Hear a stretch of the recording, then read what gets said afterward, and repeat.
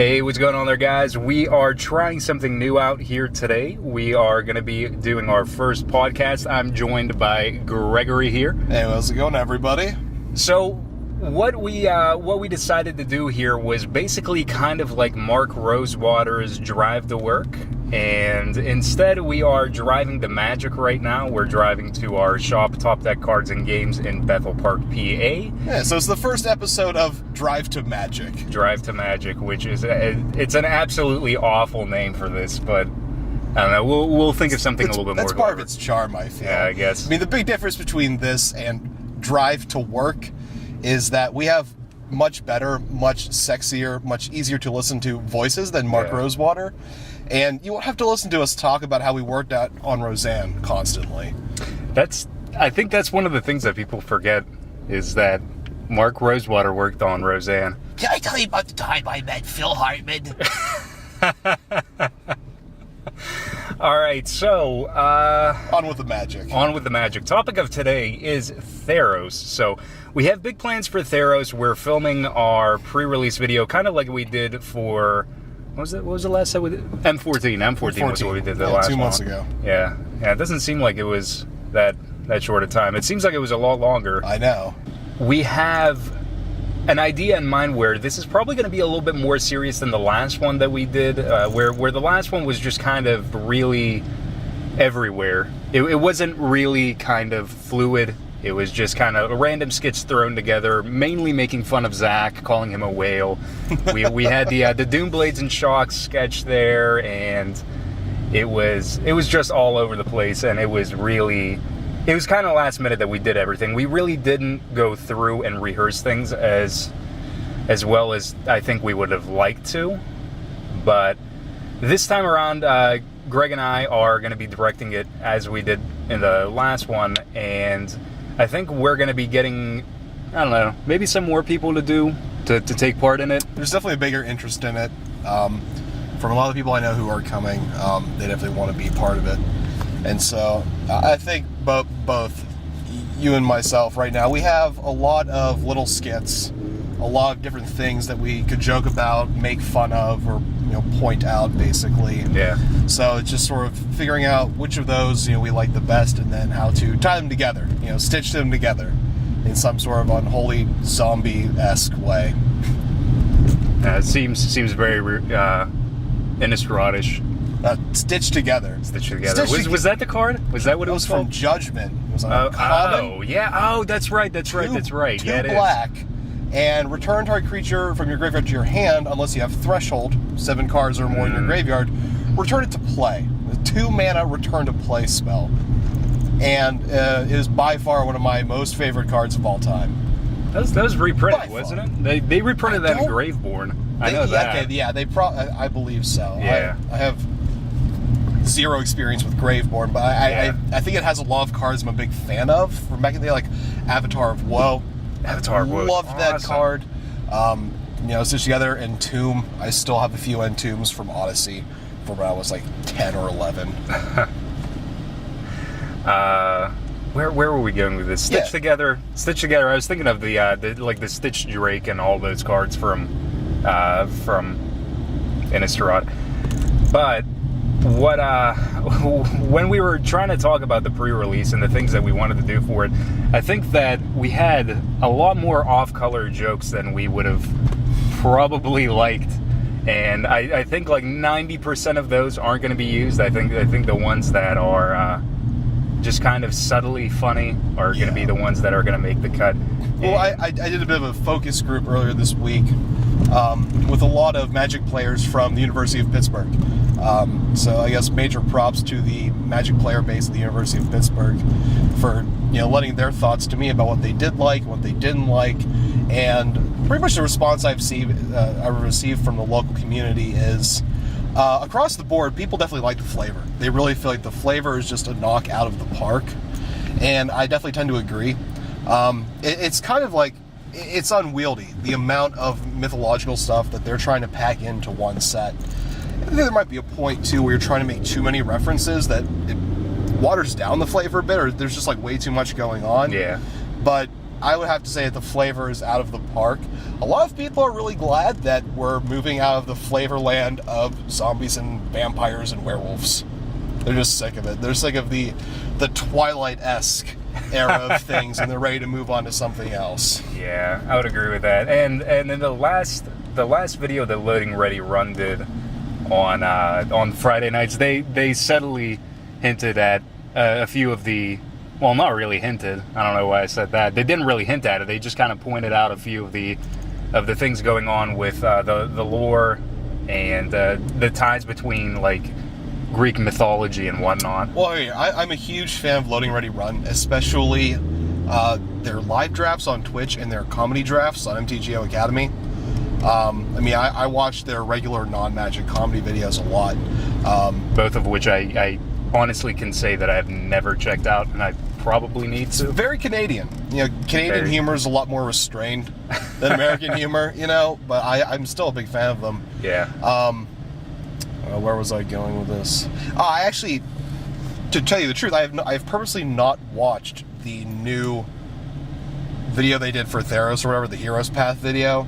I purposely did not watch it because I didn't want it to influence anything we were doing for our video. I didn't want there to be any sort of like spillover or what have you. I want this to sort of be our own ideas, unadulterated by any other comedic what have yous out there. So it's our own thing. So I'll probably be watching it after this weekend. After Saturday, at least after we get the first 2 hours of taking shots done. Because I figure we can get the majority of it done in the first 2 hours before the event actually starts, and then we're going to be doing.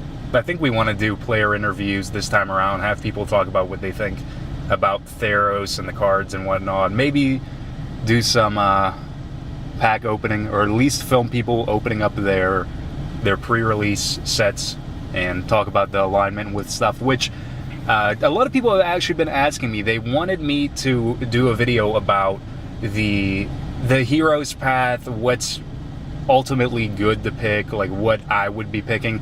And because I feel like this is probably going to be the most, I don't know, this is going to be like the most makeshift way of me being able to get that out there. Why don't we talk about that right now? We're about 8 minutes into this. So you're talking about specifically the Heroes Path cards that you'll be getting to go along with the whole Heroes Path. Yeah, that's probably the 9-part journey. But because I feel like the seeded packs, I mean, the only thing you know about them are the promo. Right. And I assume that it's going to be the exact same way as they did Return to Ravnica block, where the rest of the cards are semi-randomized and you can only get like certain rares and there's probably eight assortments per color. Because I've actually been thinking about this a lot myself, trying to find the halfway point between what colors do I want to go with to win the pre-release, or should I pick a color based solely on the Heroes Path card I'll be getting for later? Like, do I want to pick a color that I don't necessarily want to play the pre-release just so I have that Heroes Path card for this whole 9-part the Fight the Hydra extravaganza journey? Which it better be worth it. Yeah, I mean, okay, it better be worth it with all of this mulling over that people are having with the Heroes Path. I mean, I see this less as them like doing something that they know will be good and still trying to experiment more with the pre-releases and getting people involved. I mean, legitimately, it's a good way to get people to come back to all of these different, release day, game day, etc. throughout the block. So, I mean, they're definitely trying to get the numbers up for that. I can see that. But at the same time, it does seem like a good idea. I'm excited mostly because Zach's going to be playing the Hydra. Zach? Which one? Stump or? Zach Smith. Zach Smith. Doomblazing Shock, Zach. Doomblazing Shocks. He will be the one playing the Hydra. So, that's the part about it I'm most excited about.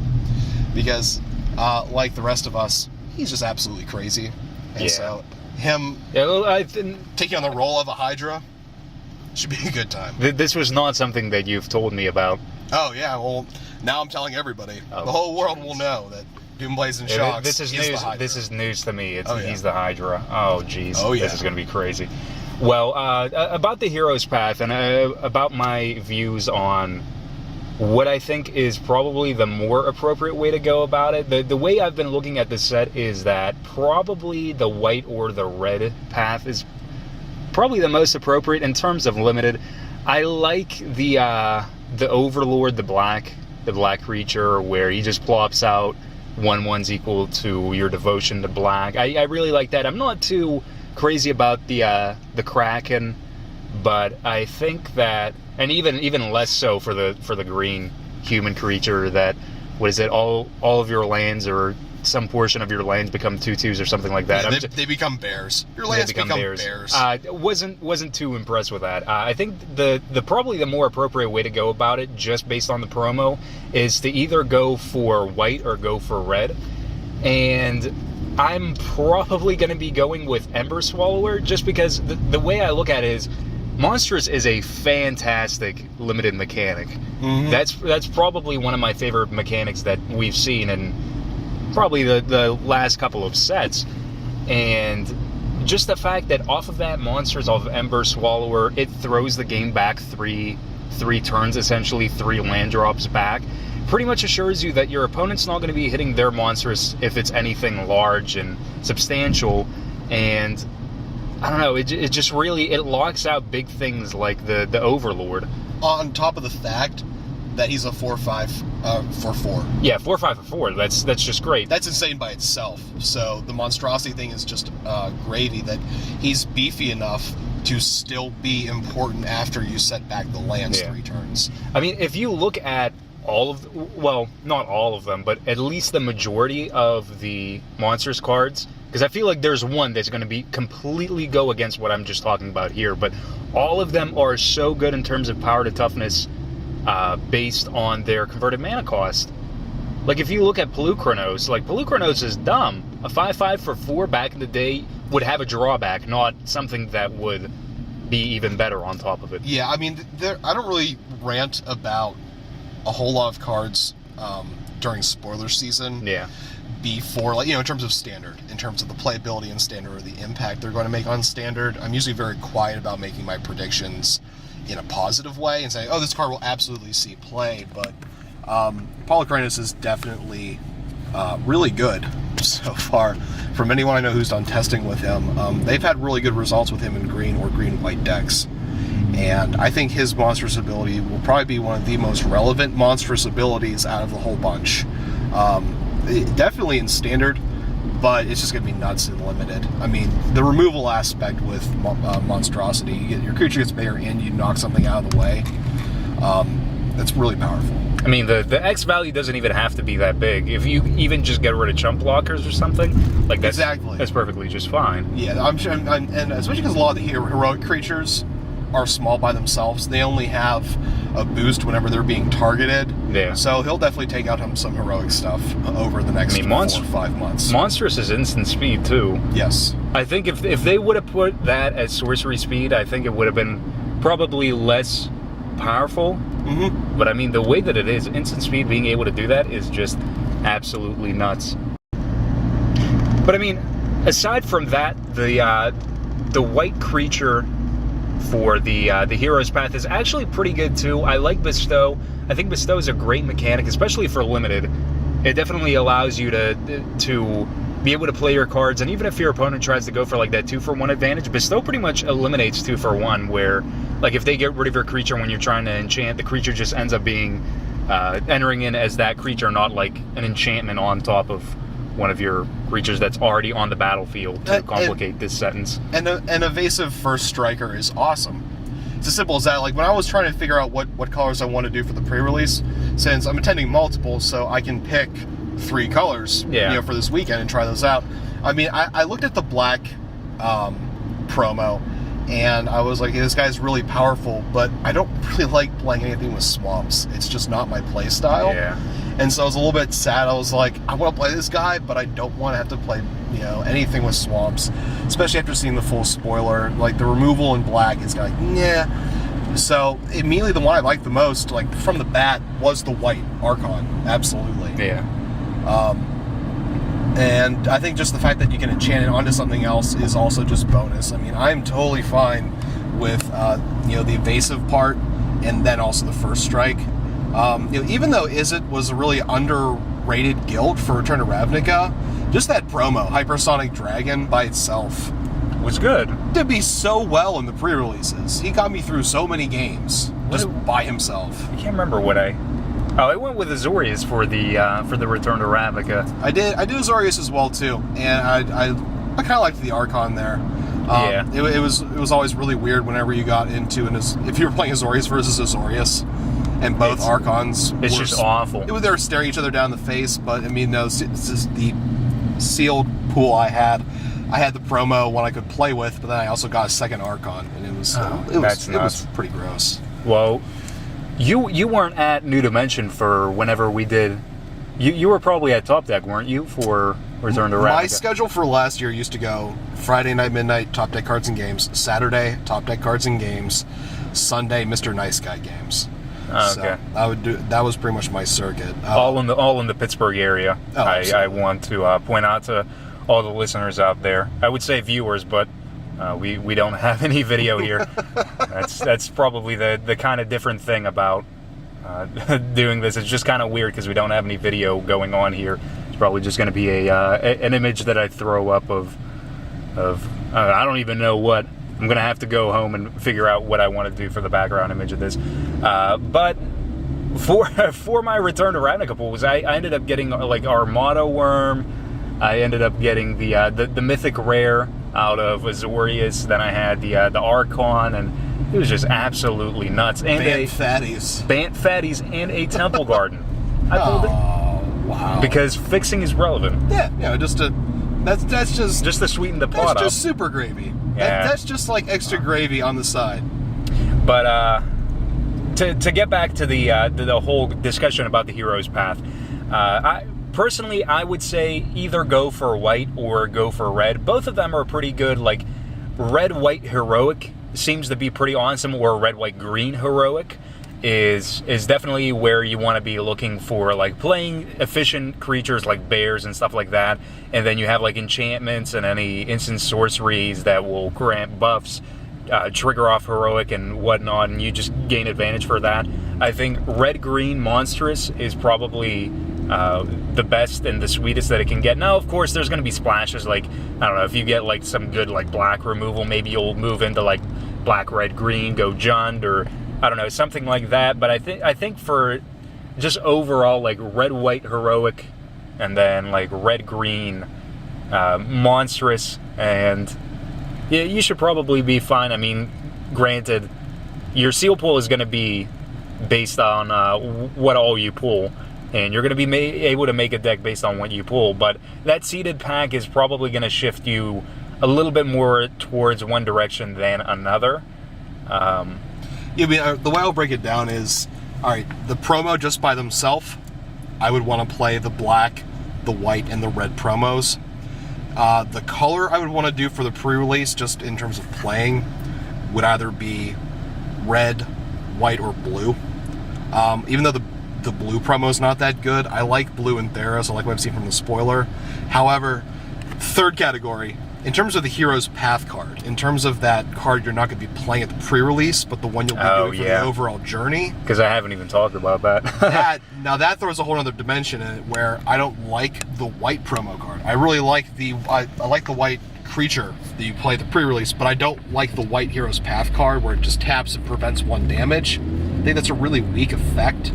I think red, just being able to tap and give one of your creatures haste, is just disgusting. No, I was just about to say, which one is the one that gives haste? Then yeah, that is the red one. I don't know. Well, aside from the Hydra fight, I don't know what else is going to be part of this like crazy, super promotion journey thing they're going to have.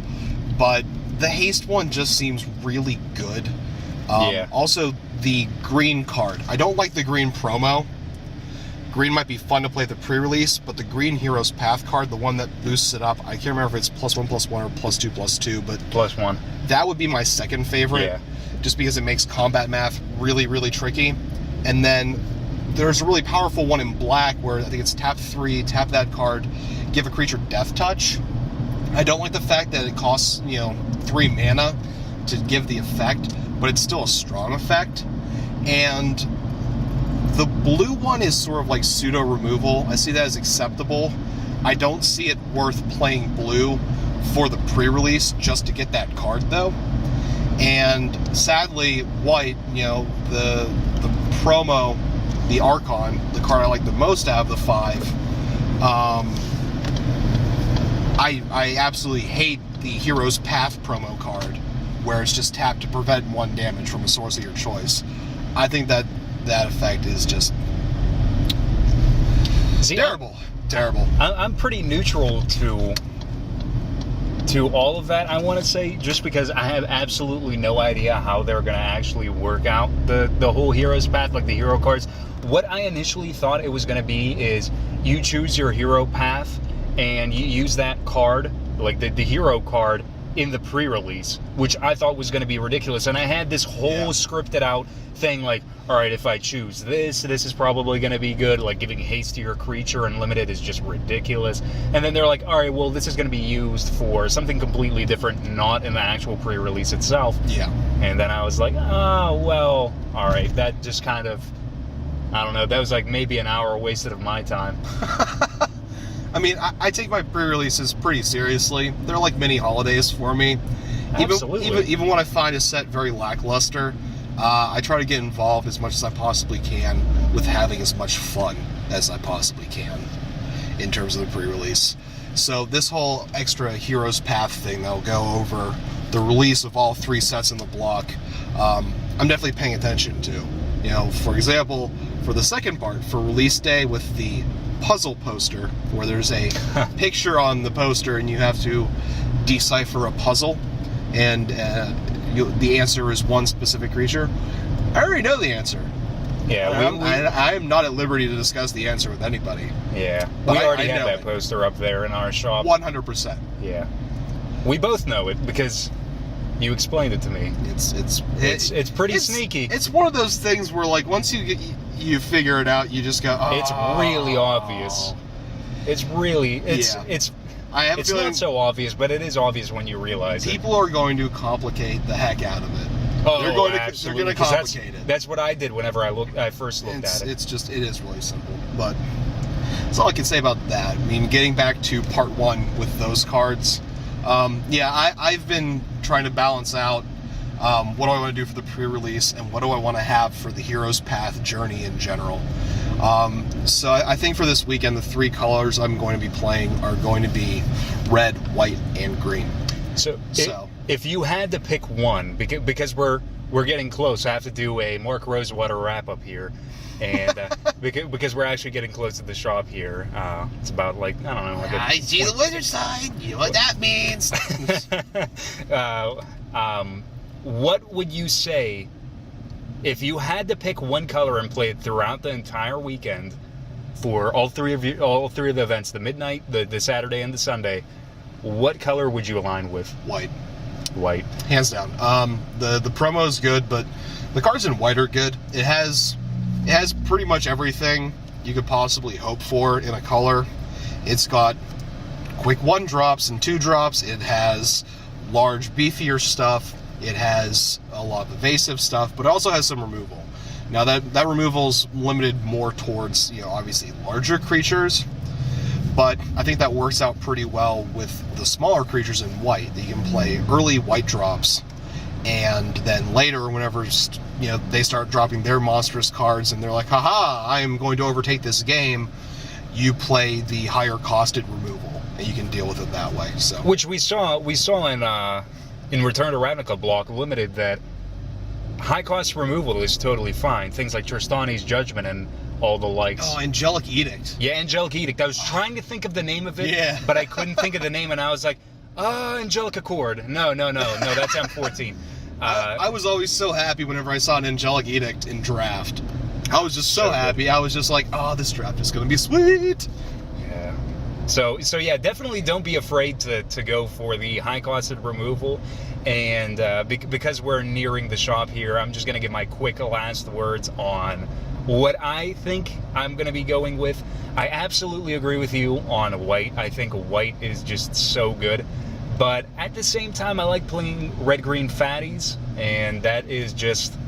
I think the red-green fatties in here are just really amazing. So My thoughts are go for red, get that Ember Swallower, and just start blowing up lands and keeping your opponent from their really late game. So, yeah, probably red for me. Well, and the good news is, since I'll be playing red, white, and green throughout the course of the weekend, maybe next time we do this, we can talk about how that actually turned out and see if, at least how my color awful. selection was right. Yeah. So. Yeah, so you can just prove your point that you were right. No, let's put it this way, I'm very, very rarely ever right, okay? And, no, you're right plenty of the time. And one thing I never do is I never overestimate my abilities as a Magic player. I never go around thinking I'm a good Magic player. That's one of the beautiful things about this game, is that there's always more to learn. Oh, absolutely. There's always more to learn. There's It doesn't always matter more how can skilled improve you are. on. Yeah. Yeah. It just keeps going. All right, guys, so we just arrived, or we're actually just at the intersection here, about to pull into Top Deck Cards and Games. Thank you for joining us for our first little podcast here talking about the Heroes Path. Yeah, this was awesome. Yeah, we might do more of these. Let us know what you think if you want us to do more of these types of podcast videos. Hopefully I'll try to get words out and get to the topic of things a little bit quicker than, like, I don't know, like the first 8 minutes where I was just babbling about stuff, and then that lady tried to just come out onto the street and totally threw me for a curveball. But yeah, thank you for watching, or I guess listening in this case, and let us know what you think about Heroes Path, what you're going to be aligning with for the pre-release weekend if you're going to multiple events or anything like that. Peace out, guys.